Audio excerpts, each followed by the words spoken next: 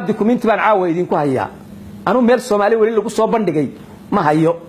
documentiga magaciisa waxa la yiraahdaa study of centralized political structures for Somalia menu of options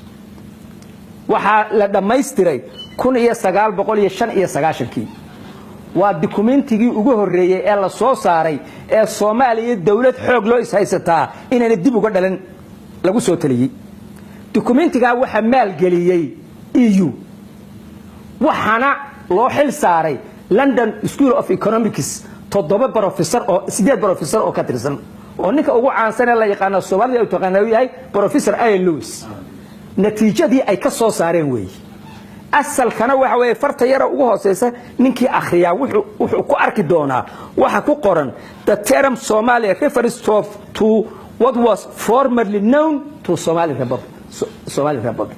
wixii Soomaaliya dawladda Soomaaliya la oran jiray baan hadda uga hadlaynaa Soomaaliya halka waxa arkaysa in laga saaray documentiga markii la diyaarinayay wax Soomaali dawladnimo Soomaaliyaba inay meesha ka baxdo documentigaas way asalkiisuna meesha problemka maanta Soomaaliya haysato wana haddaad illa detailkiisa hoostiisa si akhrido illa xad waxa laga gaaray leeyahay caasimada waa in Muqdisho laga saara laga bedela buugaasi ku qoran tahay halkaas ay ku qoran tahay waxaad ogtihiin marka isdilka iyo dhibaatada maanta Soomaaliya ka taagani Soomaaliya waligeed waa jiri jirtay Soomaaliya waagi hore qofka Soomaaliga ah wuxuu ku dhaaban jiray Soomaalinimo qarannimo lagu dhaaban jiray hadda magaalada aan joogno intaas oo xaflada laga qabtaa waxaad arkaysaa maanta waxa loo dabaaldegayaa Puntland bari waxa loo dabaaldegayaa Somaliland galmudug baa loo dabaaldegayaa Jubbaland war Soomaaliya xagee ka baxday Soomaaliya xagee ka baxday dawladnimadii iyo qarannimadii Soomaaliya xagee ka baxday buuga yar fikrada ku qoran baa lagu baabi'iyay waxaan hadda gaalkacyo dhibteeda badatay laakiin waxaad ogeytaa inay gaalkacyo ugu horreeyeen dawlad goboleedka laga dhisay Baydhabo markii la dhisay talaabadii ugu horeysay qaaday muxuu noqday ciidamay soo kaxaysay calana way soo qaaday jaziira ka tagtay jaziira oo xamar duleedkeega ka tagtay maamulkii gobolka Banaadirna ciidamo u diray isku dhaci ugu horeeyay halkaas uu ka dhacay meel walbana sidaas uga dhici doona Soomaalidu himilay lahayd xuduud bay eegi jirto dibadday eegi jirtay dalalkii ka maqnaabay ku sii jeedo xuduudda dibadday eegi jirtay laakiin hadda waa maxay waxay u soo jeesatay xuduudaha dhexdooda Soomaaliya hooy bay u ahayd qof kasta oo Soomaaliya sheegto ninka Cali Sabiix ka yimaado Djibouti agteeda iyo ka Siyoolo ka yimaado iyo ka Hawaas ka yimaado qofka Soomaaliga ay xamarweyne ku dhasho la xuquuqaha wuxuu kaliya ka xigay waxay ahayd guriga isagu leeyahay iyo beerta isagu leeyahay isku xuquuq bay ahayd laakiin maanta maxaynu aragnaa qof Soomaaliya dad Soomaaliya laga tarxiilayo gobol Soomaaliya la leeyahay uma adalanin meel kala doctor laga soo tarxiilayo waxaan u maleeyahay taas inay cad tahay meesha meel ka xun baynu gaari doonaa federalismku wuxuu ina geliyay ummadii ciriiri hatta dhaqaalihii iyo baabi'iyay waayo xabada mooska ama xabada cambaha ee jilib laga keeno marka ay afkooyo lagu soo cashuuro ee xamar lagu cashuuro ee jawhar lagu cashuuro ee cadaada lagu cashuuro gaalkacyo lagu cashuuro qiimahay ku tagaysa boosaaso alaabta boosaaso laga keeno ilaa qolo kastoo dawlad sheegatay waa inay cashuur rays garaysaa waa inay cashuurtaa waa dhaqaalaha iyo ummadii Soomaalida halkaas la geliyay meel kasto waxa laga dhisay dawlad iyo baarlamaan iyo wasiiro kharashka ku baxaya dawlad goboleed kasto ay maamulkeega iyo madaxdeeda iyo baarlamaankeega lagu bixinayo intaas oo iskuul Soomaalida biyo la'aan baa laysay ceelal bay u qodi lahaayeen wax alla waxay qabanayaan ma jirto wax allaale wax maanta ay u hayaan baarlamaanka dawlad goboleedku wax allaale wuxuu hayaa ma jirto meesha markii ugu horeysay magac federaal iyo soo galaa waxay ahayd waagii gumaysiga wadanka haystay gobolada Soomaaliya kamida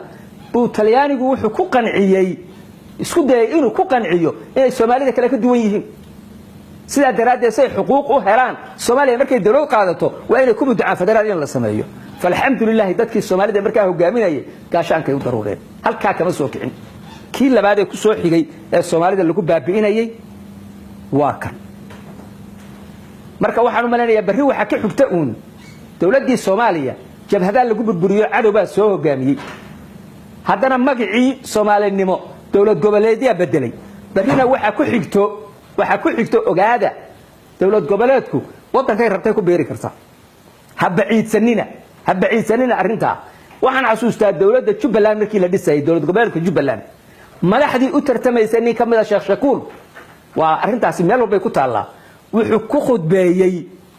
ku khudbeeyay Kenya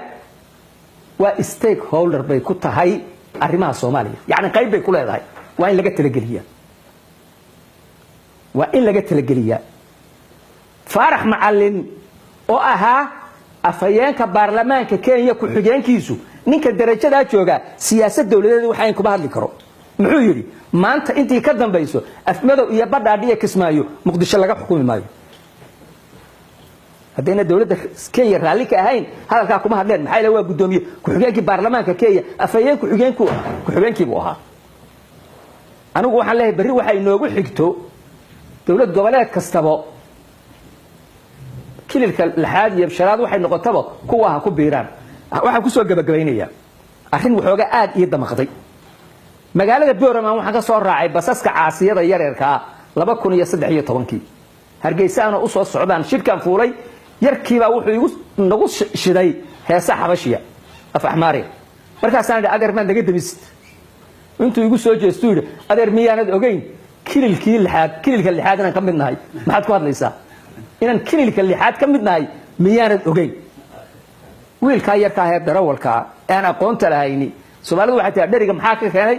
karka kuleelka wuxuu arkay buu hadalka u yiri anigu waxaan leeyahay Soomaalidu ha istaba qabato inta goori goortahay ha la istaba qabto qarannimo sidii loo soo celin lahaa ha lagu dadaalo taasna waxa lagu heli karaa in Ilaahay laga cabsado وحدة الصومالي دنا لقى شقيه والسلام عليكم ورحمة الله وبركاته.